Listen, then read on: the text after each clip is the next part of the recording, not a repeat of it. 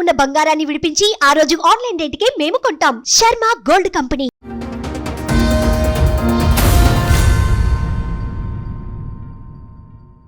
నాకంటే మా నాన్నకంటే పెద్ద ఆయన. అమ్మో, ఇప్పటికీ 13 మ్యారేజ్ అయింది. ఇప్పటికి 13 పెళ్ళిళ్ళు అయినాయి.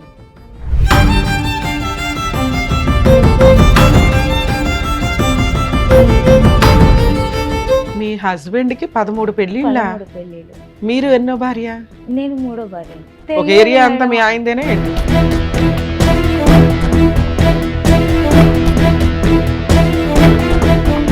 మూడో భార్య కింద ఎందుకు వెళ్లాల్సి వచ్చింది? ఒక భార్య చనిపోయింది.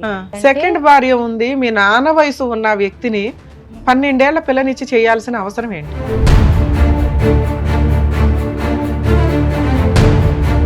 మరి ఒక్కగానొక్క ఆడపిల్లని, పసిపిల్ల 12 ఏళ్ళు అంటే పిల్లకి ఏమీ తెలియవు. ఎవరో వచ్చిర్రు, ఇలా కూర్చున్నారు, అది మ్యారేజ్ అని చెప్పి సైన్ చేసేసారు, పెళ్ళి అయిపోయింది. మీ నాన్న వయసు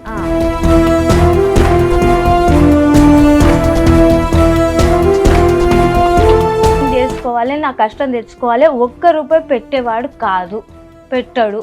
నువ్వేం చేసినా పర్లేదు, నాకు అవసరం లేదు, నువ్వేమన్నా చేసుకో, ఎవరి తనకు నువ్వు.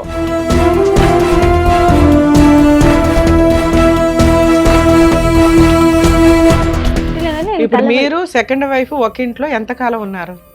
ఒక 4-5 years ఉండొచ్చు మేడం. 4-5 years ఉన్నారా? అవును.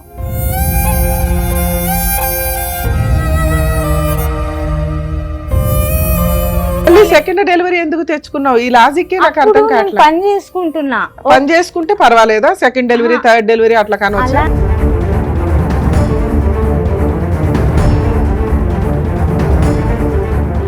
అక్కడ కూడా పిల్లల్ని కన్నాడా? ఎక్కడికక్కడ తెలియదు. మరి 10 మంది అని నీకు ఎలా తెలుసు? నేను పట్టుకున్నాను. 10 మందిని పట్టుకున్నావా? నేను పట్టినాను, మళ్ళీ కేసు కూడా పెట్టినా వీటి గురించి.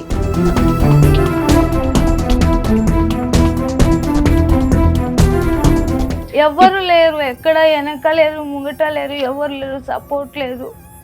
ఆ పిల్లల్ని పెట్టుకొని 18 నిండుతున్న ఆమెకు నేను ఎంతగానో మనం చేయాలమ్మా.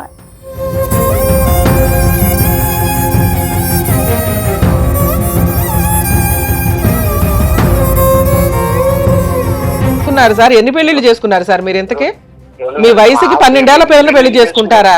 కొడుకు ఉండాలి కదా సార్, పెళ్లిళ్ళు చేసుకున్నా చెప్తేనే ఇంటనే అయిపోయానా?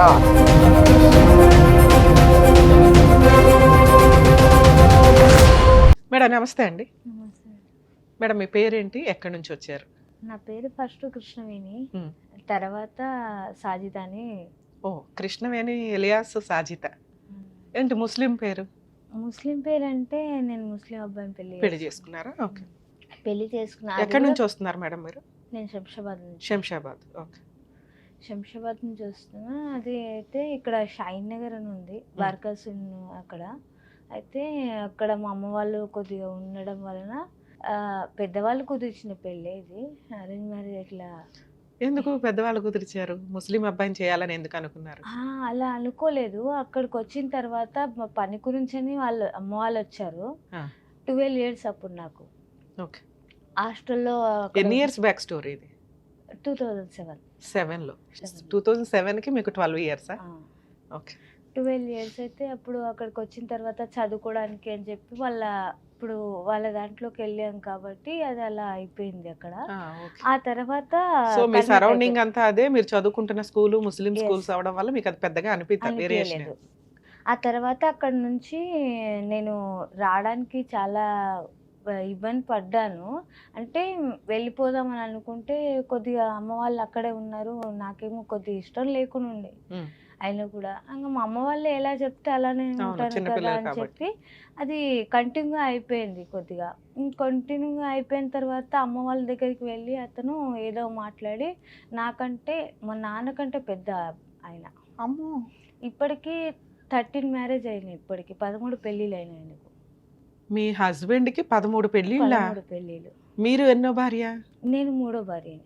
మీ తర్వాత 10 పెళ్ళిళ్ళు అయినాయి? చాలా మంది అయిపోయాయి. అలా వదిలేసుకుంటూ వెళ్ళాడు అతను. అమ్మో. నేను 2008 నుంచే కేసులు పెడుతూనే ఉన్నాను. 2007లో మీకు మ్యారేజ్ అయింది. మ్యారేజ్ అయ్యింది. 8 నుంచి మీకు సీన్ అర్థమైంది. ఆ. మీరు అప్పటికి మూడో భార్య కింద ఎందుకు వెళ్లాల్సి వచ్చింది? ఒక భార్య చనిపోయింది. ఒక రెండో భార్య చనిపోతే 2 పాపలు ఉన్నారు అతనికి. ఒక ఓకే. అబ్బాయి ఒక అమ్మాయి. ఆ తర్వాత నెక్స్ట్ మళ్ళీ వేరే ఎవరైతే పెళ్లి చేసుకున్నారో ఆమెను చేసుకున్నాక ఒక కొడుకు మళ్ళీ ఒక బిడ్డ. నలుగురు నలుగురు అప్పటికి. అయిపోయారు అప్పటికి. ఆ తర్వాత అప్పుడు నాకు ఐడియా లేదు, నాకు తెలియదు కూడా.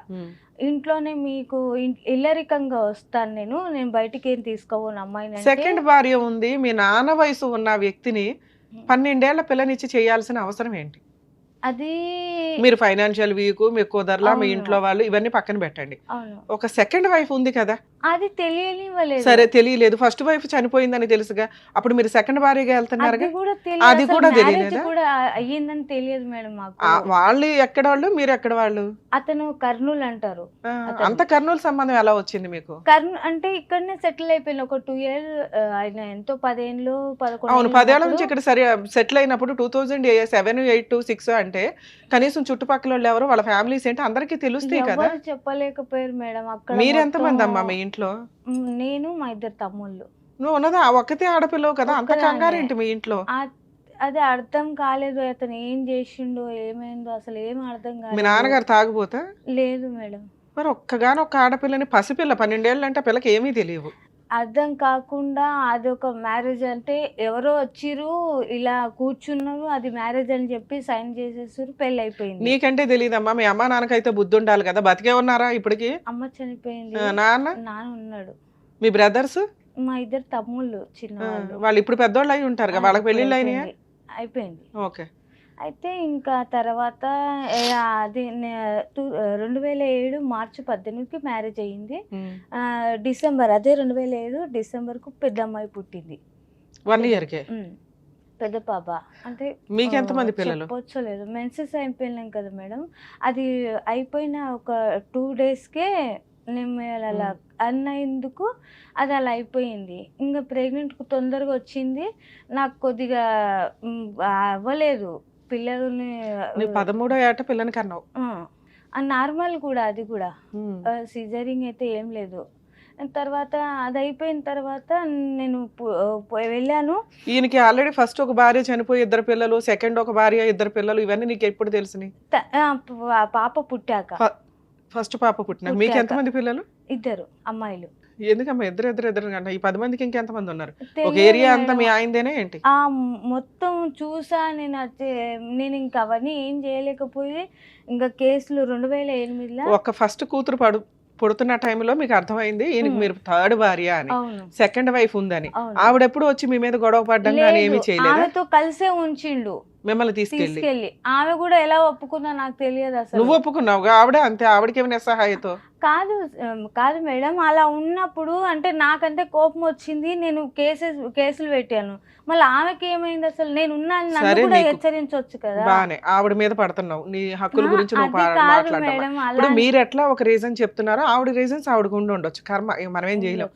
2007, 8లో మీకు ఒక పాప పుట్టినప్పుడే మీకు సెకండ్ వైఫ్ ఉంది, పిల్లలు ఉన్నారు, ఆవిడ దగ్గరికి తీసుకెళ్లి మిమ్మల్ని ఉంచారు అన్నప్పుడు మీకు మళ్ళీ సెకండ్ డెలివరీ ఎప్పుడు ఎందుకు వచ్చింది? సెకండ్ డెలివరీ అంటే ఆ తర్వాత అది అయిపోయిన తర్వాత నేను PS లో కేసు వేసాను. ఇంట్లో ఏ ఉన్నప్పుడు పోలీస్ అదేదో స్టేషన్ లో?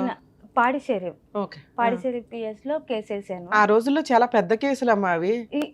అసలు మేడం పట్టించుకోలేదు మేడం, నిజం చెప్తే. కానీ ఇతను ఏదో తెలియదు, కానీ ఏదో చేశారు, అది అర్థం కాలేదు నాకైతే. కేసు అక్కడిదక్కడ అది అక్కడనే కాంప్రమైజ్ అయిపోయింది. పాప ఉంది ఎందుకులే కలిసి ఉందాం అనే అది అయిపోతే 11 నెలలు ఉంది పాప. 11 నెలల పాపను అమ్మ దగ్గర వదిలేసి బషీర్బాగ్లో పనికి పెట్టిండు నన్ను. అక్కడికి వచ్చిన తర్వాత నేను అక్కడ ఉన్న ఆయన వస్తూ పోతూ చిన్న తమ్ముని తీసుకొని పని చేసుకున్నా. ఆ తర్వాత తను తీసుకొని వచ్చిన తర్వాత అక్కడ నుంచి మా ఆయన ఇట్లా రావడం చేయడము అది కొద్దిగా మాకు కూడా అంత అనిపించలేదు నాకు కూడా. ఆ తర్వాత 2010లో మా చిన్న పాప పుట్టింది. అప్పుడు పుట్టేసిన తర్వాత ఇంకా అవన్నీ అయిపోయిన తర్వాత నేను ఏం చెప్పలేను. ఇంకా నాకు ఆయన కొద్దిగా ఇలా చేస్తుండే, ఇంకెక్కువనే అవుతున్నాయి పెళ్ళిళ్ళు, ఇవన్నీ అవుతున్నాయి, వద్దు ఇంకా ఈయనతో కలిసి ఉండడం కష్టం అవుతుంది నాకు అని చెప్పి నేను అనుకున్నా. కానీ దూరమే పెట్టినా కానీ ఇప్పుడు మీరు సెకండ్ వైఫ్ ఒక ఇంట్లో ఎంత కాలం ఉన్నారు? ఒక 4-5 years ఉండొచ్చు మేడం. 4-5 years ఉన్నారా? అవును. వంట ఎవరు చేసేవాళ్ళు మీ ఇద్దరిలో? ఇద్దరం చేసేవాళ్ళము కలిసి బాగా అంతా అన్యోన్యం. ఉండడం. అలానే కలిసి ఉండడం, అక్క అని అప్పుడు పిలవడము. ఈ 4 years లో నువ్వు ఆవిడ మోటివేట్ చేయలేదా, మన ఇద్దరికి అన్యాయం చేశాడు, ఇంకెంతమందికి చెప్పాను చేస్తున్నాడో బయట చెప్పాను, కనుక్కుందాము అని? తను నాకు చెప్పింది, నేను ఏం చేయలేను, నేను నువ్వే చేసేది ఉంటే ఏదన్నా చేయని నేను ఇలానే ధైర్యశాలి కాదని చెప్పేసింది. నీకు ఒప్పేసుకుంది. ఆమె అదే చెప్పింది. చెప్తే నేను సరేలే ఇంక ఏం చేయలేను నేను అని చెప్పి సైలెంట్. నాకు తెలిసినప్పుడల్లా నేను వెళ్ళి కేసెస్ పెట్టాను, కొట్లాడాను, ఫైట్ చేశాను, అన్నీ అయిపోయినాయి. ఇప్పుడు మీ వయసు ఎంత, మీ ఆయన వయసు ఎంత? నా వయసు ఇప్పుడు 32 మేడం. 32. అతనిదేమో 60+ ఏదో ఉంటుంది. 60 అయితే కామన్ గా, ఎందుకంటే మీ నాన్న వయసు. నాన్నకే 60 పై అయిపోయింది. 65 ఉంది నాన్నకు ఇప్పుడు. అయితే ఇంకా అది అయిపోయింది. ఇంక అంత అయిపోయిన తర్వాత మేము అక్కడ ఇక్కడ చాలా చోట్లు వెళ్ళాను. అమ్మ ఆ పిల్లని తీసుకొని అతనితో ఉంటూ సెకండ్ వైఫ్ తో ఉంటూ కోర్టులో కేసులు వేస్తూ తిరిగావా? తిరిగాను. తిరిగి ఊరుకున్నాడా మరి నువ్వు అట్లా కోర్టుల చుట్టూ తిరుగుతుంటే? చేసుకో ఎవరో చూస్తారు, నేను నువ్వు చూస్తా. పోలీస్ స్టేషన్ కి వెళ్ళి కేసులు వేసి మళ్ళీ ఇంటికి వచ్చి ఇంట్లో వంట చేసుకొని తింటూ అందరూ హ్యాపీగా నా పడుకుంటున్నారు. పని నేను చేసుకోవాలి, నా కష్టం తెచ్చుకోవాలి. ₹1 పెట్టేవాడు కాదు, పెట్టాడు. అప్పుడు ఆ ఇంట్లో ఎందుకున్నావు నాన్న? నాకు మళ్ళీ సెకండ్ డెలివరీ ఎందుకు తెచ్చుకున్నావు? ఈ లాజిక్కే నాకు అప్పుడు అర్థం నేను కావట్లేదు. పని చేసుకుంటున్నా. పని చేసుకుంటే పర్వాలేదా? సెకండ్ డెలివరీ, థర్డ్ డెలివరీ అట్లా కానొచ్చా? అలా అని కాదు మేడం, నీ తిండి నువ్వు తింటున్నావు, నాకు కొద్దిగా అర్థం నీ కాలేదు. తిండి నువ్వు తింటున్నావు, నీ పిల్లలు నువ్వు పోషించుకుంటున్నావు, నువ్వు పోరాడే అంత శక్తి మీకుంది. ఉన్న టైంలో మళ్ళీ సరే ఇదే లైఫ్లో స్పాయిల్ అయిపోయిన లైఫ్ ఎందుకు వచ్చింది? నేనేదో ఫైనాన్షియల్గా స్ట్రాంగ్గా ఉందో ఉన్నంత వరకు సర్దుకోవడం, ఆ టైంలో నీకు పెద్ద నాలెడ్జ్ ఉంటుంది కాబట్టి. రెండోది ఒక స్టేజ్ వచ్చినాక బయటకు వచ్చేద్దాం, ఒక పిల్ల చాలు కదా, మళ్ళీ ఇంకో డెలివరీ అంటే ఎందుకు? నాకు అంత అనుభవం లేకపోయిందమ్మా. అదొకటి ఏంటంటే, 2 పిల్లలు అయిపోయిన తర్వాత నాకు ఒకటి తెలివి అనేది కొద్ది వచ్చింది అప్పుడు. ఆ తర్వాత నేను ఏం చేయాలో నాకు అర్థం కాలేదు. ఇంకా నేను అతను దూరం పెట్టేశాను. ఇంకా కలవడం అనేటివి ఏది లేకుండా అయిపోయింది. 2016 మొత్తానికి ఇంకా అసలు చేతులు ఎత్తేసిండు ఆయన సైలెంట్గా. ఇక్కడ నేను అతను అలా ఉంటారు, ఇంటి ముంగటనే ఇల్లు ఉంది. ఇప్పుడు అతని ఇంట్లోనే ఉంటున్నాను నేను. ఇక్కడ దాకా వచ్చినా కూడా నువ్వేం చేసినా పర్లేదు, నాకు అవసరం లేదు, నువ్వేమన్నా చేసుకో, ఎవరి తనగా నువ్వు. 2010లో లీగల్ గా ప్రొసీడ్ అవ్వడానికి స్టార్ట్ అయ్యారు. సెకండ్ డెలివరీ అతనికి ఇంటి ఎదురుగా షిఫ్ట్ అయ్యి ఎంతకాలం అయింది? అంటే ఇంట్లో నుంచి బయటకు వచ్చి వేరే ఉంటున్నారు అన్న? అవును, వేరే అంటే అతని ఇల్లే అది కూడా. అదే అతందే, వేరే ఉంటాం అంటే అతనితో కలిసి ఉండట్లా ఒకే షెల్టర్ లో. అవును. మరి మీ అక్క ఏదైతే ఉందో సెకండ్ ఆవిడ అతనితో పాటే ఉంటుందా? ఉంటుంది. మధ్యలో ఈ 10 మంది ఇప్పుడు 15 ఏళ్ళు నువ్వు చెప్తున్న స్టోరీ, వాళ్ళంతా వదులుకుంటూ వెళ్ళిపోయారు మేడం. అతనికి ఏం చేయండో ఏం చేసిండో అవన్నీ వదిలేసుకుంటూ. సో మీ ఇద్దరు పర్మనెంట్ గా ఉన్నారు. ఆ తర్వాత 10 మంది Yes, అందరూ అక్కడ కూడా పిల్లలకి అన్నాడా? ఎక్కడికక్కడ ఏమో తెలియదు తెలియదు. మేడం మరి నాకు. 10 మంది అని నీకు ఎలా తెలుసు? ఏం evidence? నేను పట్టుకున్నాను, 10 మందిని పట్టుకున్నావా? నేను పట్టినాను, మళ్ళీ కేసు కూడా పెట్టినా వీటి గురించి. ఎవరు ఆమె శ్వేతారెడ్డి అని ఉండే, అక్కడికి వెళ్తే అక్కడ కేసు అయింది 498A. ఓకే, అది కేసు అయింది. దాని గురించి తిరుగుతున్నాడు. ఇంకా నేను ఏం చేయలేను అంటే, నా పిల్లలకే కావాలి, నాకేం అవసరం లేదు ఇప్పుడు. సో ఏదైనా ఒక ఫుల్ అండ్ ఫైనల్ సెటిల్మెంట్ చేస్తే బాగుండు అనుకుని 15 ఏళ్ల నుంచి పోరాడుతున్నామా. ఇప్పటిదాకా ఎక్కడ పోయినా సరే తిరుగుడు అవుతుంది, అంతకు మించి ఏం అవ్వట్లేదు నాకు. సరూర్నగర్ ఉమేష్ పిఎస్కి వెళ్ళా, బాలాపూర్కి వెళ్ళా, పాడిషేరికి వెళ్ళినా, ఇంకా చాలా చోటుకి వెళ్ళినా. ఇలా కూడా వచ్చిన, ఇంకా ఇక్కడికి వెళ్ళాలి, ఇంకెప్పటిదాకా వెళ్ళాలి. కోర్టుకి వెళ్ళావా? ఎందుకని? నాకు ఇవ్వలేదు కదా ఏది, నాకు అసలు రప్పిలే, చెప్పలేదు, ఫోన్ చేయలేదు. కోర్టుకి వెళ్ళాలి కదా, కోర్టుకి ఎందుకు వెళ్ళాలి? అంటే కోర్టుకి వెళ్ళాలి అంటే నాకు కాల్ వస్తే నేను వెళ్తాను కదమ్మా, నాకు అర్థం కాలేదు అది. అడ్వకేట్ని ఎందుకు పెట్టుకోలే? నా దగ్గర అంత స్తోమత ఉంటే నేను ఇక్కడ దాకా వస్తానా అమ్మా? అసలు ఏం పని చేస్తారు మీరు? నేను లేబర్ పని చేసుకుంటున్నా. మీ పిల్లల వయసు ఎంత ఇప్పుడు? ఏం చేస్తున్నారు వాళ్ళు? ఒక అమ్మాయికి ఇప్పుడు 2015కి, ఇప్పుడు 2015కి, ఇప్పుడు ఈ డిసెంబర్ కదా, 15కు 18 వస్తాయి పెద్ద అమ్మాయికి. రెండో అమ్మాయికి 17. పిల్లలు చదువుకుంటున్నారమ్మా? ఓకే. ఇక్కడికి ఎందుకు వచ్చారు? నాకు ఏదో ఒకటి పిల్లలకు ఆదరు చూపించాలంటాను అనుకున్నామా. అమ్మా మీరు పోలీస్ స్టేషన్లకు వెళితే మీరు ఏం కేసులు వేసుకోవాలో మీకు చెప్పుంటారు. చెప్పలేదా? చెప్తారు తల్లి. ఒకటే చెప్పారు 498A, అది పోలీస్ స్టేషన్ లో అక్కడ వేస్తారు. సార్ నేను అడ్వకేట్లు పెట్టుకోలేను, నా పిల్లలకి నాకు నెల నెల మెయింటెనెన్స్ కావాలి అని అడిగితే ఫ్రీ లీగల్ ఎయిడ్ కి పంపిస్తారు కదమ్మా మిమ్మల్ని. 15 ఏళ్లలో మీకు ఒక్కళ్ళు కూడా ఈ సలహా లేదు, చెప్పలేదా? అసలు మా సలహా షోలు చూసినా నేను నీకు అర్థం మిమ్మల్ని అవుతుందిగా. చూసాకే వచ్చాను ఇక్కడ దాకా. అయ్యో మీ వీడియోస్ చూసాకే నాకు కొద్దిగా ధైర్యం వచ్చింది ఇక్కడికి రానికే. ఎవ్వరు లేరు, ఎక్కడ వెనక లేరు, ముంగట లేరు, ఎవరు లేరు, సపోర్ట్ లేదు. ఆ పిల్లల్ని పెట్టుకొని 18 నిండుతున్నాయి ఆమెకు. నేను ఎంతగానో మనం చేయాలమ్మా. మీ హస్బెండ్ ఫోన్ తీస్తాడా ఇప్పుడు మాట్లాడితే? తీస్తాడు, వేరే వాళ్ళ ఫోన్లతో చేస్తే తీస్తాడు, నా ఫోన్తో అయితే తీయడు. తీసి ఏంటి అని అడిగితే చెప్తాడా? చెప్తాడు, ఏంటి కేసు ఇలా అయ్యి ఏన్నది అని అడిగితే మరి ఏం చెప్తాడో తెలియదు, ఐడియా అయితే లేదు. కేసు అయితే ఉంది ఆల్రెడీ. ఇప్పుడు మీరు ఉంటున్న ఇల్లు ఎవరి పేరు మీద ఉంది? ఎంత వాల్యూ చేస్తుంది? 75, అది 75 గజాలు అంటారు కదా మేడం. అది 2 రూమ్లు ఉన్నాయి. ప్రస్తుతానికి అయితే అందులో నేను ఉంటున్నా. పైన పోర్షన్ గాని పైన రూములు గాని లేదు, మీరు ఉండడానికే లేదు ఉంది. అది yes. ఎవరి పేరు మీద ఉంది? అది అది అంటుండ్రు వాళ్ళ అబ్బాయి పేరు మీద ఉంది అని అంటుండు. అది మరి ఎక్కడ ఉందో ఎవరి పేరు మీద ఉందో నాకైతే తెలియదు. నోటరీ ల్యాండా, రిజిస్ట్రేషన్ ల్యాండా తెలియదు, అది కూడా తెలియదు. జస్ట్ ఉండగలుగుతున్నారు. ఏం పని చేసుకుంటున్నారు మీరు ఇప్పుడు? డైలీ ఏదో పని చేస్తున్నారు. ఎంత వస్తుంది మీకు ఇన్కమ్? నాకు అంటే ఇంట్లో సరుకులు అవి తెచ్చుకునే అంత వస్తుందా? వస్తుంది, 700-800 వస్తాయి మేడం. అంటే ఇప్పటి వరకు అతని దగ్గర హార్ట్ కొద్దిగా నొప్పి చాలా వస్తుంటది. ఆ సిమెంట్ బస్తాలు మోస్తాం కదా, దాని వల్ల ఎక్కువ నొప్పి వస్తుంది. నా వల్ల అవ్వట్లేదు పని చేయాలంటే.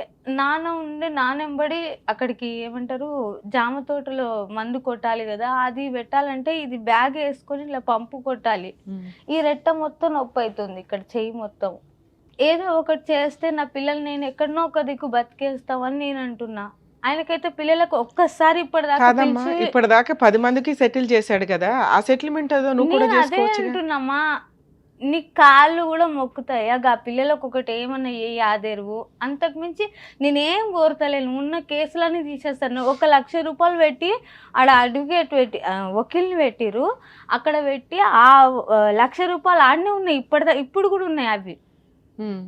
నేను పోయి ఆ 1 లక్ష రూపాయలు వేస్తే పిల్లల పేరు మీద వేస్తే ఏమన్నా అవుతాయి కదా అని నేను చెప్తే నేను రాను. నేను ఎవరి దగ్గర అంటే సెటిల్మెంట్ చేసుకున్నారా 1 లక్ష రూపాయలకి? అంటే కేసు తీసేసుకున్నాము, తీసుకుంటే 1 లక్ష ఇస్తా అని చెప్పిండు నాకు.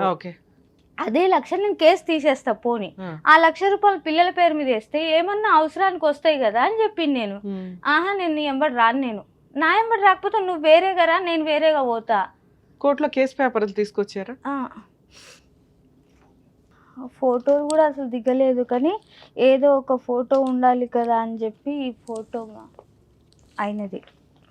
ఇది అందరినీ ఇలా ముస్లింల అంటే హిందువులను మనని ముస్లింలుగా మారుస్తాడు అతను. ఈయన అందరినీ మార్చేస్తాడు. అది ఏం చదువుతాడో మరి ఏం ఊపుతాడో. అంటే ఇప్పుడు మాట్లాడచ్చు ఇవి అంటే ఆయన మార్చి అందరికి చూపిస్తాడు ఇలా. ఓకే, హిందూ మహిళల్ని ఇట్లా ముస్లిమ్స్ కింద మార్చాను అనేది ఒక ట్రస్ట్ అన్నమాట. అసలు మెయిన్ గా రీజన్ ఏంటంటే అసలు చెప్పొద్దు కానీ లేడీస్ అయితే మా హస్బెండ్ ఎవరు లేకపోతే వాళ్ళని మాత్రం తెచ్చుకుంటాడు, ఈయన పెళ్లి చేసుకుంటాడు, లేకపోతే వేరేలకు డబ్బులకు పెళ్లి చేసిస్తాడు. దారుణం. హిందువుల్ని ముస్లిం గా మార్చే ఒక ట్రస్ట్. అదేంటమ్మా ఎంఓయూ సెటిల్మెంట్ అయిన డీడా? కాదు మేడం, ఇది డైవర్స్ అని చెప్పి ఇల్లు రాసిస్తుందని చెప్పి నా దగ్గర 2016 సైన్ తీసుకుండు. కానీ అది ఏమంటారు నేను విడిచిపెడుతున్నానని చెప్పి రాపించుకున్నట. అయినా కూడా పర్లేదు నేను ఎట్లయినా విడిచిపెడుతున్నా అని చెప్పి నేను. ఇది ఇచ్చాడు. ఇల్లు ఇచ్చాడా? ఇల్లు ఇవ్వలేదు, ఏమి ఇవ్వలేదు. మరి ఇల్లు ఇవ్వకుండా నువ్వు సంతకాలు ఎట్లా పెడతావమ్మా? ఇల్లు ఇచ్చిన రోజు పెట్టాలి కదా. అది పెట్టించుకున్న తర్వాత నాకు తెలిసింది ఆ సంగతి. అయినా కూడా దాని గురించి వాల్యూ లేదు మేడం. అసలు సిగ్నేచర్ అయితే పెట్టావు కదా, ఇదేం వ్యాలిడ్ కాదు కానీ లీగల్ గా సిగ్నేచర్లు పెట్టినట్టు లెక్క కదా. ఎందుకు పెట్టాలి ఇట్లాంటివి అయినా అని ఆ పేపర్ల మీద బతుకుతాడు ఆయన. అదే ఇప్పుడు ఇది ఉంది అమ్మాయి. సో ఈ అమ్మాయి థర్డ్ వైఫ్ అండి, కాబట్టి ఆవిడ మ్యూచువల్ గా ఒప్పేసుకుంది, అందుకని నేను వేరే పెళ్లి చేసుకున్నాను అంటాడు. ఇప్పుడు నేను మాట్లాడినా కూడా వేరే పెళ్లి చేసుకున్నాను, నేను 10 పెళ్లిళ్ళు చేసుకున్నాడు, 1-2 కాదు నేను మేడం. నేను చేసుకున్నా అంటున్నారా అంటున్నా. మీరు కాదమ్మా, మీ హస్బెండ్ చేసుకున్నాడు. నువ్వు యాడ్ చేసుకున్నావు 2 పిల్లలు పెట్టుకుని. అదే తెలివిగా అయితే రాయించుకున్నాడు నీ అవసరాన్ని వాడుకొని. ఓకే, 2020లో కేసు పెట్టావు. 2020లో కాదు మేడం, ఇది నేను అప్పుడు చాలా రోజులు ముగ్గురు మీద అయిపోతుంది. పెట్టావు కదమ్మా, వీళ్ళు ఎవరు? వాళ్ళు జైనా బేగం, కొట్టిర్రు. మొహమ్మద్ ఎవరు వీళ్ళు? వాళ్ళ పిల్లలే. వీళ్ళిద్దరు వాళ్ళ పై పిల్లలా? నుంచి చెట్టుపై నుంచి రాయితో తలపైన కొడితే పగిలిపోయింది తల. ఈ కేసు సెటిల్మెంట్ చేసుకోమని అడిగాడా? సెటిల్మెంట్ 498 ఎందుకు వేయలేదు? ఇది 498 వేసాను మేడం. అది ఇది 498 కదమ్మా. నిన్ను ఎవరో బలవంగా కొడితే, ఆ, గ్రూప్ ఆఫ్ పీపుల్స్ ముగ్గురు కలిపి కొడితే ఈ సెక్షన్స్ కొట్టినందుకు కేసు. ఇది కొంచెం Okay. పెద్ద కేసే. ఇప్పుడు మీరు ఏమైనా వేసి ఉంటే ఇప్పటిదాకా పోలీస్ స్టేషన్ కేసులే వేశారు. ఆ. ఒకటి 498 వేశారు, ఇంకొకటి ఇక్కడ కొట్టినందుకు వాళ్ళు వచ్చి నీ మీద ఎందుకు అవును. కొట్టారు? అంత అది సీన్ ఎందుకు వచ్చింది? వాళ్ళకి ఆల్రెడీ నేను- అలవాటే కదా, ఎంతమంది పిన్నులు అన్నా ఉంటారు. మూతలు ఇట్లా కూర్చున్న పనికెళ్ళి వచ్చిన Okay. ఇలా కూర్చుంటే ఏదో వాయిస్ వస్తుంటే బయట ఎవరిదో అని చెప్పి కూర్చున్నా. ఆ పై నుంచి చూస్తూ ఉంటారు, రోజు అదే ఉంటది వాళ్ళకు. రోజు చూస్తూ ఉన్నారు. వాళ్ళు ఏం చేసారంటే అక్కడ నుంచి రాయి సరిగ్గా ఇంట్లోకి వచ్చింది. అది అలా కొట్టగానే ఇక్కడ తగిలితే అప్పుడు సిఐ భాస్కర్ సార్ ఉండే కాల్ చేస్తే నన్ను రాత్రి 12 గంటలకు ఉస్మానియాకు పంపించారు. అక్కడ నుంచి స్లిప్ తీసుకురమ్మని చెప్పారు. అలా అక్కడ తీసుకొచ్చిన తర్వాత మార్నింగ్ ఇక్కడ ఇది ఎఫ్ఐఆర్ అయింది ఆ కాపీ. ఓకే, సరే మీకేం కావాలి? ఇక్కడ దాకా రావడానికి రీజన్ ఏంటి? రీజన్ ఏం లేదు మేడం, పిల్లల కోసమే నేను వచ్చిన. అసలు ఏం లేదు, నాకు పిల్లలకు ఏదైనా ఒక ఆదేరు చూపిస్తే ఆ పిల్లల్ని చదివించుకొని నేను బతికించుకుంటా. అమ్మ, మీరు ఇక్కడ దాకా వచ్చారు కాబట్టి ఒక ట్రయల్ నేను ఫోన్ చేసి మాట్లాడతాను. ఒకవేళ ఫోన్లో మేడం మేము సెటిల్మెంట్ చేసుకుంటామండి, ఆల్రెడీ ఒక అడ్వకేట్ ఎవరో ఉన్నారు అంటున్నారు, మీరు సెటిల్మెంట్ అయిన లేదు, ప్రపోజల్ అతను వదిలేశారు. వాళ్ళు వదిలేశాడు. అక్కడ ₹1,00,000 ఉన్నాయి అన్నారు, అక్కడే ఉన్నాయి. అవి ఆయన దగ్గర ఉన్నాయి. ఆయన దగ్గర, వాళ్ళ దగ్గర ఉన్నాయి. అట్లా ఎట్లా ఉంచుకుంటాడమ్మా? లేదు అడ్వకేట్ ఉంచుకోరు మేడం, కదా. ఉన్నాయి, అక్కడే ఉన్నాయి. సో ఇప్పుడు ఆ ఆయన సెటిల్మెంట్ కూడా వస్తే- నీకు పెద్ద యూజ్ లేదు. ఈయన వస్తే వస్తే ఇస్తా అని ఇస్తాడు. చెప్పిండు. అంటే ఇద్దరు కలిసి వస్తే ఒక్క ఇస్తా నిమిషం అంటుండు. తల్లి, అమ్మ. మీ ఇద్దరు వెళ్ళి కేసు క్లోజ్ చేసుకుంటే ఆ ₹1,00,000 ఆయన మీకు ఇచ్చేస్తాడు. ఓకే, మిగతా ఇంకేం వద్దా? ₹1,00,000 చాలా మీకు? ఆహా, నేను అలా ఆ అనలేదు. ఒక్క కేసుకే ₹1,00,000. కేసుకు ఫుల్ అండ్ ఫైనల్ సెటిల్మెంట్ కి మీకు ఏమి ఇస్తారు అనేది మీ ఏమి అవసరం. ఇస్తారో ఇంకా అది మీకే తెలియాలి మేడం. సరే, ఒకసారి ట్రై చేసి మాట్లాడతాను తల్లి. ఓకే. కానీ మాట్లాడిన తర్వాత మాకు తెలుసు ఈ స్టేజ్ లో ఆయన వెంటనే ఒక ఫోన్ కి రియాక్ట్ అయిపోయి 15 ఏళ్ళు 25 ఏళ్ళ పంచాయతీ మీదంతా. అవును, సో అట్లాగేనండి ఎంత ఇచ్చేస్తా అంత ఇస్తా అనడు. అవును. మీరు ప్రాపర్ వేలో న్యాయ పోరాటం చెయ్యాలి. కోర్టులు ఉన్నవే మీలాంటి వాళ్ళని ఆదుకోవడానికి. అవును. మీరు ఆ మాత్రం ఫైటింగ్ చెయ్యకపోతే ఇగో ఇట్లాగే 50 మందిని చేసుకుంటా వెళ్తూ ఉంటాడు. మీలో కొంచెం ధైర్యం అయితే ఉంది. దానికి మీరు అడ్వకేట్లు పెట్టుకోలేరు కాబట్టి ఫ్రీగా ఎలా చేసుకోవాలి, నా వరకు నేను ఎంతవరకు నీకు హెల్ప్ చేయగలను అనేది చెప్తాను. ఉమ్. హలో, హలో, అబ్దుల్లా గారా మాట్లాడేది? చెప్పండి మేడం. నేను హైకోర్టు అడ్వకేట్ రమ్యాని మాట్లాడుతున్నానండి, సుమన్ టీవీ న్యాయవేదిక ప్రోగ్రామ్ నుంచి. మీ wife second wife, third wife, fifth wife నాకు తెలియదు కానీ సాజిదా బేగం గారు మా దగ్గరకు వచ్చారు. 2008 నుంచి నేను నరకం పడుతున్నానండి, 10 నుంచి కోర్టుల చుట్టూ పోలీస్ స్టేషన్ల చుట్టూ తిరుగుతున్నాను, నన్ను వచ్చి కొట్టారు, అదొక ఎఫ్ఐఆర్ అయ్యింది. ఆ కేసు క్లోజ్ చేసుకోవడం ఒక లాయర్ దగ్గర ₹1,00,000 సెటిల్మెంట్ మాట్లాడారు, అది అక్కడే ఉండిపోయింది. నా పిల్లలకి నాకు ఏదైనా న్యాయం చేయించి ఫుల్ అండ్ ఫైనల్ సెటిల్మెంట్ చేయించండి, లేదా కేసులు వేయడానికి లీగల్ సపోర్ట్ ఇవ్వండి అని అడిగారు. కాదమ్మా, ఒకసారి మీ హస్బెండ్తో మాట్లాడతాము, ఏమైనా సెటిల్మెంట్ చేసుకుంటారేమో, అవ్వకపోతే అప్పుడు లీగల్ సపోర్ట్ చేస్తామండి అని చెప్పాం. మరి మీరేమన్నా ఫుల్ అండ్ ఫైనల్ సెటిల్మెంట్ మీ పిల్లలకి ఏమన్నా చేయగలరా లేదా? మా పిల్లలకు చేయకుండా ఎట్లా ఉంటాం మేడం మేము? సో ఆవిడ ఆల్రెడీ మీ ఇంటి ఆపోజిట్లోనే 75 గజాలు ఇంట్లో ఉంటుందట. మరి పిల్లలకి ఇప్పుడు మేము లీగల్ సపోర్ట్ ఇచ్చామంటే డొమెస్టిక్ వైలెన్స్లు మెయింటెనెన్స్లు వేసుకుని ఆ ప్రాపర్టీ అట్లాగే అటాచ్మెంట్ చేయడం, ఆ క్రిమినల్ కేసులు కొంచెం స్ట్రాంగ్గా ఫైట్ చేయడం, మా దాకా నమ్ముకొని వచ్చినాక మేము 100% సపోర్ట్ చేయాల్సి వస్తుంది కదా సార్. అలా లేకుండా మీరు ఆల్రెడీ ఏమిటో 60 years అబోవ్ ఉంటుందట, మరి ఇంత చిన్నపిల్లని ఎందుకు చేసుకున్నారు? మా దాకా అసలు ఇట్లాంటి రావడమే మాకు కష్టంగా అనిపిస్తుంది వినటానికి. ఏం సెటిల్మెంట్ చేసుకుంటారు, ఎక్కడికి పంపించాలి? కోర్టులో కేసు నడుస్తుంది మేడం, నేను అడ్వకేట్ నంబర్ ఇస్తా మాట్లాడుకుంటాను. మీ అడ్వకేట్తో ఏ కోర్టులో ఏ కేసు నడుస్తుంది? నేను అడుగుతున్నది కేసు, క్రిమినల్ కేసుల గురించి కాదు, ఫుల్ అండ్ ఫైనల్ సెటిల్మెంట్ పిల్లలకి ఆవిడకి ఏం న్యాయం చేయగలరు అని. ఆల్రెడీ కేసుకు తిరుగుతున్నా మేడం నేను. మా అడ్వకేట్ నంబర్ ఉంది, నంబర్ ఇస్తాను, లేకుంటే అడ్వకేట్ తో మాట్లాడిస్తాను. మీ నంబర్ ఇదేనా? ఇదే, ఈ నెంబరేనండి. మీకు సెటిల్మెంట్ చేసుకునే ఉద్దేశం ఉంటే ఒక 1 week టైం ఇస్తున్నాం సార్, మీ అడ్వకేట్ తోటి మాట్లాడించండి, లేదా ఇక ఈవిడికి ఫ్రీ లీగల్ ఎయిడ్ ఎట్లా కేసులు వేయాలి ఏంటని చేయిస్తాం. కోర్టే చేస్తుంది ఇంకా న్యాయం. ఎందుకు అనవసరంగా కోర్టుల చుట్టూ తిరగడం ఎందుకు? మీ చరిత్ర తీస్తుంటే బోళ్ళంత బయటపడుతుంది. కానీ అవన్నీ మేము ఇక్కడ మాట్లాడకూడదు కాబట్టి మాట్లాడట్లేదు. కోర్టు దాకా వచ్చి మేము సపోర్ట్ చేస్తే చాలా స్ట్రాంగ్ గా ఉంటది. కాదమ్మా, ఆమె ఏసిందనే తిరుగుతున్నాం, లేకుంటే మేమెందుకు తిరుగుతాం అనవసరంగా? వేసింది కాబట్టి తిరుగుతున్నారా? ఆ 2 కేసులు వేరు సార్. ఇప్పుడు ఇంకా పిల్లలకి ఏమి ఇంతవరకు ₹1 ఇవ్వలేదంట. పిల్లలు ఎట్లా చదువుతున్నారు ఏంటి, వాళ్ళ పెళ్లిళ్ళు ఏంటి, ఏం ఈ ఖర్చులన్నీ చదువుతున్నారు ఉంటాయి కదా. అసలు ఏం చదువుతున్నారు అడుగు అలా రికార్డు ఉంది మేడం, మెయింటెనెన్స్ చేస్తున్నాం. ఎంత వేస్తున్నారు మెయింటెనెన్స్? ఇప్పుడు మేము మసీదులో మోసం చేస్తున్నాం. మా మా మా మా ఇన్కమ్ ఎంత ఉందో అంత ఆ ప్రకారం చేస్తున్నాం. ఎంత అండి? రూపాయ, ₹2, 10,000, 50,000 ఏదో ఒకటి ఉంటదిగా. ₹2 ఎందుకు వేస్తారు? 10,000 మా దగ్గర ఎందుకు వేస్తారు? కానీ మాతో ఏమవుతుంది అది ఏమైతుందో అది చెప్పండి సార్. ఒక మాట చెప్పాలి కదా నిజాయితీగా. మసీదుకి వెళ్తున్నారు అంటే నేను చాలా నమ్ముతాను. అలాంటప్పుడు కొంచెం నిజం చెప్పాలి కదా.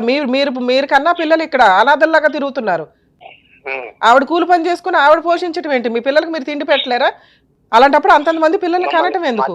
సరే మాట్లాడిస్తాను. మాట్లాడుదురు సార్. ఒక మాట మీరు చెప్పండి, ఎంత వేస్తున్నారు మెయింటెనెన్స్ అది చెప్పండి. ఇప్పుడు హెల్త్ బాగలేదు మేడం నాకు. నేను మాట్లాడిస్తాను. మేము ఇప్పుడు ఏమంటారు మా దేవచరదారి గారు పోయి గారి ఈ నంబర్ మీదే కదా? ఇదేనండి. మీకు ఒకసారి నేను చెప్తాను, ఒకసారి లైన్ లోనే ఉండండి. మేడం, మీ హస్బెండ్ తో ఇప్పుడు మాట్లాడుతున్నాం కదా, మీరు వింటున్నారుగా. వీళ్ళ అడ్వకేట్ దగ్గరికి వెళ్ళి మాట్లాడతారు. మీకు ఫోన్ వచ్చి మీతో మాట్లాడు ఒక 1 week లో ఫుల్ అండ్ ఫైనల్ ఏమైనా సెటిల్మెంట్ చేసుకుంటే ఓకే. లేదా మీరు మళ్ళీ మమ్మల్ని కాంటాక్ట్ అవ్వండి. మా సుమన్ టీవీ తరపు నుంచి అడ్వకేట్ రమ్య గారు మీకు 100% ఎంత హెల్ప్ చేయగలరో అంతా చేస్తారు. ఈయన దగ్గర నుంచి మెయింటెనెన్స్ వసూలు చేయడం ఎట్లాగా కోర్టు ద్వారా 100% వసూలు చేయిస్తారు. ఎందుకు అంటే ఈయన ఎంత అమౌంటో చెప్పట్లా. నిజంగా 3,000 వేస్తున్నారండి, 5,000 ఏదో ఒక ఫిగర్ చెప్తారు. నేను అన్నదానికి కౌంటర్ మాట్లాడారు తప్ప. 10,000, 20,000, 50,000 అంటే నేను ఆ మాట చెప్పాను. అవును సార్, అదే అడుగుతున్నా. నేను అడిగాను, మీరు ఒక మాట చెప్పగలగాలి సార్. నేను 2,000 వేస్తున్నాను మేడం, 3,000 వేస్తున్నాను మేడం అని చెప్పాలి కదా. ఒక మసీదు మోజన్ కు 10,000, 20,000 ఎట్లా చెప్పగలుగుతారు మీరు అని నేను చెప్పిన. నేను చెప్పాలన్నా మరి ఎందుకు పెళ్లి చేసుకున్నారు సార్? ఎన్ని పెళ్లిళ్ళు చేసుకున్నారు సార్ మీరు? ఇంతకీ మీ వయసుకి 12 ఏళ్ల పిల్లల్ని పెళ్లి చేసుకుంటారా? కొడుకు ఉండాలి కదా సార్. మీ పెళ్లిళ్ళు చేసుకున్నా చెప్తేనే ఇంటనే అయిపోయానా? అసలు మీరు ఎన్ని పెళ్లిళ్ళు చేసుకున్నారు చెప్పండి నాకు. భలే నేను చెప్పింది తప్పే అయితే నువ్వు చెప్పు, మళ్ళీ ఏం చెప్తున్నావు చెప్పు. కాదు, 2 పక్కల వినాలి కదా మేడం. అందుకే సార్ మిమ్మల్ని అడుగుతున్నాం కదా, మీరు చెప్పండి సార్. మీరు చెప్పండి. నేను 2 క్వశ్చన్లు అడుగుతున్నాను సార్, ఇంకేం అడగట్లా. మీరు ఎట్లాగో మీ అడ్వకేట్ ద్వారా మాట్లాడతానన్నారు, ఆయనతో మాట్లాడతాం. కానీ మన వ్యూయర్స్ కూడా జనాలకి తెలియాలి కదా ఈయన ఎంత మంచి వ్యక్తి అని. ఇప్పుడు 1 side మాట్లాడితే కరెక్ట్ కాదు. నేను 2 క్వశ్చన్లు అడుగుతున్నా. మీరు మెయింటెనెన్స్ ఎంత ఇస్తున్నారు వాళ్ళకి? 2,000 ఇస్తున్నారా? మా 2,000 వస్తున్నాయ్యా? లేదు, నాకు దానికి అవ్వట్లేదు, దాంతో కావట్లేదు అని చెప్పి ఒక 1 month కింద నేను అడిగాను. కాదయ్యా దాంతో అవ్వట్లేదా, 2,000 తోటి ఈ రోజుల్లో 2,000 తోటి నీకు ఇల్లు గడిచిపోవాలి. ఒక్క నిమిషం, ఒక వారం లోపల తీసుకొని పోతే సార్ ఈ 2,000, 10,000 పంచాయతీలు వద్దు కానీ ఫుల్ అండ్ ఫైనల్ సెటిల్మెంట్ చేసేయండి. వాళ్ళకు 20 లక్షలు, 10 లక్షలు ఏం మాట్లాడుకుంటారో ఒకసారి మాట్లాడుకోండి. మేడం ఇది సెటిల్మెంట్ అయిపోయిందండి అని అమ్మాయి మాకు 1 week లో ఫోన్ చేస్తే ఓకే. లేదా మీరు మీ లాయర్ ద్వారానే కోర్టులో మాట్లాడుతున్నారు. అలాగే ఏమనంటే ఈ లాయర్ల గురించి అయితే బాగా ఈ లాయర్ల పంచాయతీలు మాకు తెలుసు కానీ మాట్లాడదాం. అంటే లాయర్ని తీసుకొస్తాడు మేడం. ఏమనంటే కేసు కోర్టు అయినా ఆడకే పిఎస్ కోంగలే లాయర్ వెంటనే ఎక్కడ ఉంటారో మరి తెలియదు, వాళ్ళు ఎలా వస్తారో తెలియదు. ఇలా కేసు అయిందో లేదో అలా వస్తారో ఇలా ఇచ్చి వెళ్ళిపోతారు. తల్లి మీరు కనీసం 2,000 వేస్తున్నారనే మాట మాకు చెప్పాలి ఫస్ట్ గా. అది బేసిక్ కదా. లేదు మిమ్మల్ని అనట్లేదు, వెయ్యరు అదేదో టైం పాస్ కి అప్పుడప్పుడు వేసే పంచాయతీ తప్ప ఆయన రెగ్యులర్ గా వేయట్లేదు, ఏమి లేదు. నేనేమన్నా ₹1, ₹2, ₹1,000, ₹10,000, ₹50,000 అని అన్నా దానికి ఆయనకి అంత వచ్చి లేదు మేడం నేను 2,000 వేస్తున్నానని చెప్పొచ్చు. అంటే 2,000 ఈ రోజుల్లో ఎందుకు పనికిరాదు అనేది ఆయనకి అర్థమవుతుంది. 3 బతకాలి 2,000 మీద. పోనీ ఓన్ హౌస్ ఉందని అనుకున్నా కూడా పిల్లల చదువులు కానీ వాళ్ళ పెళ్ళిళ్ళు కానీ ఇవన్నీ హెల్త్ కానీ ఇవన్నీ ఉంటాయి కదమ్మా. సో ఇది కరెక్ట్ కాదు. ఇక్కడ ఆయన మీద గట్టిగా పోరాడే వాళ్ళు ఎవరూ లేరు. నువ్వు పోరాడే విధానం కూడా సరిగ్గా అనిపించట్లే. ఈ అమ్మాయి వెనకాల ఎవరు లేరు, ఏమీ చెయ్యర్లే అని. సో ఇప్పుడు నేను మాట్లాడుతున్నది ఏంటంటే ఒక 1 week 10 days టైం తీసుకోండి. వాళ్ళు కాంటాక్ట్ అయ్యారా అయినట్లు, అవ్వకపోతే మీరు ఎక్కడ ఉంటారో Pahad Sharif ఏదన్నారు city civil court దగ్గర. సిటీ సివిల్ కోర్టు తెలుసుగా, చార్మినార్ దగ్గర. సో ఇప్పుడు నీకున్న ఆప్షన్ ఏంటి? సిటీ సివిల్ కోర్టు చార్మినార్ దగ్గర మన హైదరాబాద్ డిస్ట్రిక్ట్ కోర్టు అది. అక్కడికి వెళ్ళి మేడం ఇట్లా కేసు ప్రొసీడింగ్స్ 498 ఈ కేసు నడుస్తుంది. మా హస్బెండ్ దగ్గర నుంచి నాకు మంత్లీ మెయింటెనెన్స్ 3కి 10,000 చొప్పున 30,000 కావాలి. గృహ హింస చట్టం కేసు వేయటం ఎట్లా, నాకు కొంచెం ఎవరన్నా ఒక అడ్వకేట్ని సజెస్ట్ చేయండి. అని వాళ్ళతో మాట్లాడండి. వాళ్ళు మీకు గవర్నమెంట్ అడ్వకేట్ను ప్రొవైడ్ చేస్తారు. ఆ. సఖీ సెంటర్ ఎక్కడో ఫార్వర్డ్ చేస్తారు నీకు. ఉమ్. నీకు సఖీ సెంటర్ లొకేషన్ కూడా పంపిస్తానమ్మా, మీ జ్యూరిస్డిక్షన్ సఖీ సెంటర్ అని. అక్కడికి వెళ్ళండి. అక్కడ మీకు domestic violence case free legal aid తోటి ఫ్రీగా ప్రొవైడ్ చేయడం జరుగుతుంది. డొమెస్టిక్ వైలెన్స్ కేసు అంటే ఒక ఫ్రూట్ బౌల్ అనుకోండి, అది చాలా కేసులతో సమానం. అంటే 4-5 చోట్లకి వెళ్ళి 4-5 అడ్వకేట్లు పెట్టుకొని 4-5 కేసులు వేయడం, లేదా ఒక అడ్వకేట్తో 4-5 కేసులు వేయడం కంటే నువ్వు అడుగుతున్న రిలీఫ్ ఫైనాన్షియల్ రిలీఫ్. ఆ ఫైనాన్షియల్ రిలీఫ్కి నీకు కావాల్సింది ఏంటి? మంత్లీ మెయింటెనెన్స్, నీ జీవితం సర్వనాశనం చేసినందుకు నష్టపరిహారం, ఓకే, ప్రొటెక్షన్. ఆల్రెడీ వాళ్ళు కొట్టి ఉన్నారు కాబట్టి ప్రొటెక్షన్ కావాలి నీ సరౌండింగ్స్కి వాళ్ళు రాకుండా. నువ్వు ఏదైతే ఇంట్లో ఉంటున్నావో ఆ ఇల్లు నీకే రిజిస్ట్రేషన్ చేయించమని అడిగే హక్కు నీకు ఉంటుంది. ఈ 4 పాయింట్స్ అంటే 4 డిఫరెంట్ కేసులని ఒకే కేసులో అడిగే హక్కు డొమెస్టిక్ వైలెన్స్ ద్వారా ఉంది. ఫ్రీ అడ్వకేటు అక్కడ ప్రొవైడ్ చేస్తారు. ఇది మీలాంటి వాళ్ళ కోసం పెట్టిన చట్టం. అందరూ ఎవరు పడితే వాళ్ళు వాడుకుంటున్నారు, కానీ అడ్వకేట్లు పెట్టుకోలేక ఉన్నంతలో న్యాయం కోసం పోరాడే వాళ్ళు ఫ్రీగా చేసే పని. సో మీకు ఆ లొకేషన్ పంపిస్తాను. మీ హైదరాబాద్ జ్యూరిస్డిక్షన్ది సఖీ సెంటర్ ఎక్కడికి వస్తుందో మీరు అట్లా వెళ్ళి మాట్లాడండి. ఒకవేళ వాళ్ళు ప్రాపర్గా రెస్పాండ్ అవ్వకపోతే ఇట్లా సుమన్ టీవీ ద్వారా అడ్వకేట్ రమ్య గారిని అప్రోచ్ చేయనండి, మేడం పంపించారు, పని చేయకపోతే నాకు చెప్పు తల్లి, నేను మాట్లాడతాను, మేము దిగుతాను అప్పుడు. ఓకే, ఆల్ ది బెస్ట్ అమ్మా, జాగ్రత్త. ఇక్కడ ఒక్కసారి ఆలోచించండి. 60 ఏళ్ళు అంటే ఇప్పుడు పెళ్ళి 25,000 25 years అనుకుంటే, ఒక 12 ఏళ్ల అమ్మాయిని 40 ఏళ్ళు 45 ఏళ్ల వయసున్న వ్యక్తి పెళ్లి చేసుకుంటూ ఉన్నప్పుడు అంత ఫైనాన్షియల్గా అంత హీనమైన పొజిషన్లో ఉన్న కనీసం ఆడపిల్లల్ని అలా వదిలేయండి. మేబీ ఇది 20 ఏళ్ల క్రితం స్టోరీ అయ్యి ఉండొచ్చేమో, కానీ ఇప్పుడు కూడా కొన్ని ఏరియాల్లో అలాగే నడుస్తుందండి. ఎందుకంటే మొన్న ఒక మైనర్ మ్యారేజ్ కేసు 2 years బ్యాకే, పిల్లకి 15 ఏళ్ళు 25 ఏళ్ల అబ్బాయిని ఇచ్చి పెళ్లి చేశారు. సాఫ్ట్వేర్ అండి, ఇదండి, మాకు పలానా క్యాస్ట్లో ఆడపిల్లలు దొరకట్లేదు. మా నాన్న, ఆ అమ్మాయి వాళ్ళ నాన్న పచ్చి తాగుబోతు. ఆ తాగుబోతు భార్యను కొట్టి, నానమ్మను కొట్టి, అంటే తాగుబోతు వాళ్ళ అమ్మను కొట్టి ఆ పసిపిల్లని తీసుకొని వెళ్ళి ఒక వ్యక్తి చేతిలో పెడితే గట్టిగా 2-3 monthsకి అతని హెల్త్ ప్రాబ్లం బయటపడింది. ఏంటంటే అతని 2 కిడ్నీలు డ్యామేజ్. ఆ 2 కిడ్నీలు డ్యామేజ్ అయితే ఆ అబ్బాయి వాళ్ళ అమ్మ ఒక కిడ్నీ ఇచ్చింది, అది కూడా స్పాయిల్. ఎందుకంటే నాన్న ఎంత పనికి మాలిన తాగుబోతో అంతకి డబుల్ తాగుబోతూ అబ్బాయి. ఆడపిల్లని వదిలించుకోవడం అంటే ఇంత దరిద్రంగా ఆలోచించొద్దు దయచేసి తల్లిదండ్రులు. తండ్రి తాగుబోతూ ఓకే, కనీసం నానమ్మ అమ్మ ఈ రోజున బాధపడి మా ఆఫీస్కి వచ్చి మాట్లాడారు, కానీ ఆ కేసుల్లో లీగాలిటీ. ఇప్పుడు ఆ పిల్ల వయసు ఎంతో తెలుసా? 17 ఏళ్ళు. అందులో 2 years ఆ పిల్ల ఆ డయాలసిస్ కోసం హాస్పిటల్లో, నిమ్స్ హాస్పిటల్లో తిరుగుతా కూర్చుంది. వెక్స్ అయిపోయి ఆ పిల్ల ఎక్కడో ఇంట్లో నుంచి పారిపోయి అక్కడ చెట్ల దగ్గర కూర్చొని ఉంటే ఎవరో ఫోన్ చేస్తే ఆ నానమ్మ అమ్మ వెళ్ళి పిల్లని తెచ్చుకొని ఆఫీస్కి తీసుకొచ్చి మేడం హెల్ప్ చేయండి అని అడిగితే ఏం చేయగలం? మీకు బుద్ధి ఉండాలి ఫస్ట్. ఇంత పసిపిల్లలకి పెళ్ళిళ్ళు చేసుకుంటూ, అమ్మ తల్లి మీకు ఇక్కడ రిక్వెస్ట్ చేస్తున్నా, మీరు కూడా అంతే నిస్సహాయ స్థితిలో ఉన్నారు. మైనర్ మ్యారేజ్లు ఎంత వరస్టో కొంచెం తెలుసుకుంటే, ఎందుకంటే చేసిన వాళ్ళు చేసుకున్న వాళ్ళు ఇద్దరు కూడా జైలుకి వెళ్ళాలి, క్రిమినల్ ప్రొసీడింగ్. అలాగే మైనర్ అమ్మాయి 18 years లోపు, మేడం నాకు ఈ మ్యారేజ్ వద్దు, నేను వదిలించుకోవాలనుకుంటున్నానంటే తనకి తానుగా, అంటే 18 years లోపు అయితే గార్డియన్గా వాళ్ళ అమ్మో వాళ్ళ నాన్నో వాళ్ళ పెద్దమ్మో ఎవరో ఒకళ్ళు ఉండి డైవర్స్ కేసు వేయొచ్చు. దాంట్లో ఏ క్రూయాలిటీ ప్రూవ్ చేసుకోవసరలా, ఏమీ అవసరం. అది డైరెక్ట్గా అనల్మెంట్ ఆఫ్ మ్యారేజ్ కిందకు వస్తుంది, అది వ్యాలిడే కాదు. అలాగే ఒకవేళ అమ్మాయి 15 years అప్పుడు పెళ్లి చేసుకుంది, 20 years వచ్చేసింది, 20 years లోపు కూడా అది అనల్మెంట్ కింద మ్యారేజ్ కిందే వస్తుంది, ప్రాబ్లమే లేదు, ఈజీ కేసు. ఒకవేళ ఆఫ్టర్ 20 years అయితే డైవర్స్ యాక్ట్, అంటే హిందూ మ్యారేజ్ యాక్ట్ ప్రకారం, అంటే వాళ్ళు ఏ రిలీజియన్ అయితే ఆ రిలీజియన్ యాక్ట్ ప్రకారం డైవర్స్ కేసు వేసుకోవచ్చు, మీకు కాంపెన్సేషన్లు వస్తాయి. అలాగే వాళ్ళు క్రూయాలిటీ ఏదైతే చేస్తారో వాటి మీద క్రిమినల్ ప్రొసీడింగ్స్, సివిల్ ప్రొసీడింగ్స్ కూడా ఇంప్లిమెంట్ అవుతాయి.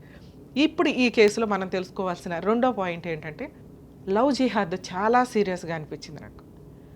ఒక ముస్లిం వ్యక్తి ముసలోడు అయ్యుండి చిన్న పిల్లలకి అసలు ఎత్తుక్కొని, వాళ్ళ ఫైనాన్షియల్ బ్యాక్గ్రౌండ్లో ఎత్తుక్కొని మరి ఏ రకంగా ట్రాప్ చేసుకుంటూ వెళ్ళారో అర్థమే కావట్లే. లేదు మేడం, అమ్మాయిని చూసి నేను లవ్ చేసి పెళ్లి చేసుకున్నాను, వాళ్ళ ఇంట్లో వాళ్ళు నన్ను చేశారంటే అక్కడ అంత సీనే కనిపించట్లే. ఒక వ్యక్తి యొక్క ఫైనాన్షియల్ ఇదో వాళ్ళ చెడు అలవాటల్లో ట్రాప్ చేసుకుంటూ వెళ్తున్నారు అనేది కూడా కొంత అర్థం అవుతుంది. ఇందులో లవ్ జిహాద్ ఉందా లేదా మనకు తెలియకపోయినప్పటికీ ఈ కేసు అసహ్యకరంగానే ఉంది వినటానికి. ఒక ఏరియాలో రిలీజియన్స్లో ఉన్నప్పుడు మనకి ఏ రిలీజియన్ ఒకటే, మనం అందరం కలిపే మనకు ఊహ తెలిసిన దగ్గర నుంచి పెరుగుతున్నాం. అలాంటప్పుడు ఎవరి రిలీజియన్లో వాళ్ళు పెళ్ళిళ్ళు చేసుకుంటూ అందరూ ఫ్రెండ్షిప్ తోటో సహృదయంతో ఉండాలే తప్ప పెళ్ళిళ్ళు చేసుకునేటప్పుడు ఒకటే అమ్మాయి ఒకటే భర్త ఇలా ఉండాలి ఎక్కడైనా కానీ. ఇక్కడ ఇతనికి ఈవిడ థర్డ్ వైఫ్, కనీసం ఫస్ట్ 2 వైఫ్లు పెళ్ళిళ్ళ గురించి వీళ్ళకి నాలెడ్జ్ కూడా లేదు. ఇది కొంచెం చూసుకోవాలి. ఒక హిందూ అమ్మాయి ముస్లిం అబ్బాయిని పెళ్లి చేసుకుంటే కోర్టులో rights, civil rights, criminal rights ఖచ్చితంగా ఉంటాయండి. అంటే 498 డొమెస్టిక్ వైలెన్స్, మెయింటెనెన్స్లు అన్నీ ఈక్వలే. మరి డైవర్స్ తీసుకోవాలంటే ఎట్లా మేడం అంటే, ఒకవేళ హిందూ అమ్మాయి ముస్లిం అమ్మాయి కింద కన్వర్ట్ అయితే వాళ్ళకు ఒక బుక్ ఉంటుంది, నేమ్ చేంజ్ అవ్వడం కానీ ఇవి వీళ్ళ దాంట్లో అది జరిగింది. అలా కన్వర్ట్ అయినప్పుడు మహమ్మదన్లా కూడా అమ్మాయికి ఇంప్లిమెంట్ అవుతుంది, దాని ప్రకారం ప్రొసీడ్ అవుతారు. మరి 2nd, 3rd, 4th మ్యారేజ్లు చేసుకుంటే ఎట్లా మేడం అతను?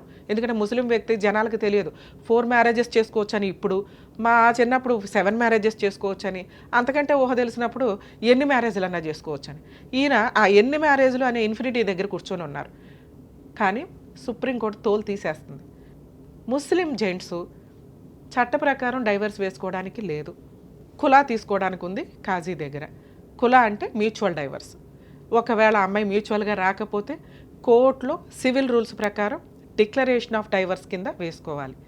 ఇక్కడ పిల్లల్ని కూడా పట్టించుకోకుండా ఇష్టం వచ్చినట్టు పెళ్ళిళ్ళు చేసుకుంటూ వెళ్తే క్రిమినల్ కేసు చాలా స్ట్రాంగ్గా ఉంటుంది. ఇదే పద్ధతి మీరు దుబాయ్ కానీ అక్కడ చూస్తే, ఒకవేళ ఫస్ట్ మ్యారేజ్ నుంచి 2nd మ్యారేజ్ చేసుకోవాలి అంటే ఫస్ట్ వైఫ్కి ఫైనాన్షియల్గా 50% సెటిల్ చేయాల్సి ఉంటుంది. అలాగే పిల్లలకి, అలాగే 2nd మ్యారేజ్కి వచ్చేసరికి ఆ అమ్మాయికి కూడా ఫైనాన్షియల్గా అతను లేకపోతే ఎంత రిచ్గా బతికిద్దో ఆయన ఫైనాన్షియల్ కెపాసిటీని బట్టి అలా సెట్ చేసినాకే వెళ్ళాలి. అక్కడ కూడా కొన్ని లిమిట్స్, రూల్స్ చాలా స్ట్రాంగ్గా ఉన్నాయి. ఫస్ట్ వైఫ్ కానీ 2nd వైఫ్ కానీ కేసు వేస్తే వాడికి ఇంకా లైఫే ఉండదు. అక్కడ 0 క్రైమ్ తోటి కేసులు నడుస్తూ ఉంటాయి. అంటే చాలా తక్కువ రూల్స్ అంత పర్ఫెక్ట్గా ఫాలో అవుతారు. మనకేంట్రా బాబు అంటే 15 పెళ్ళిళ్ళు కాకపోతే వాడుకోవడం, కేసులు వేసుకోవడం, సెటిల్మెంట్ చేసుకోవడం, వదిలిపడేయడం. కొంచెం కామన్ కోడ్ అనేది మనకు ఏమైనా రావడానికి అవకాశం ఉంది. యాక్చువల్గా ఈ పాటికే వచ్చేది. అది వస్తే అన్ని మతాల యొక్క మ్యారిటల్ డిస్ప్యూట్కి సంబంధించింది ఒకే చట్టంలోకి వస్తుంది. అప్పుడు అందరికీ ఈక్వల్ అవుతుంది. కొంచెం అవేర్నెస్ రావడానికి మీకు అవకాశం ఉంది. సో ఈ కేసులో అమ్మ మీరు ఏదైతే అగ్రిమెంట్ రాసుకున్నారో అది డైవర్స్ కిందకి రాదు. ఓకే, మీరు ఇంకా వైఫే, వాళ్ళు ఇంకా ఆయన పిల్లలే.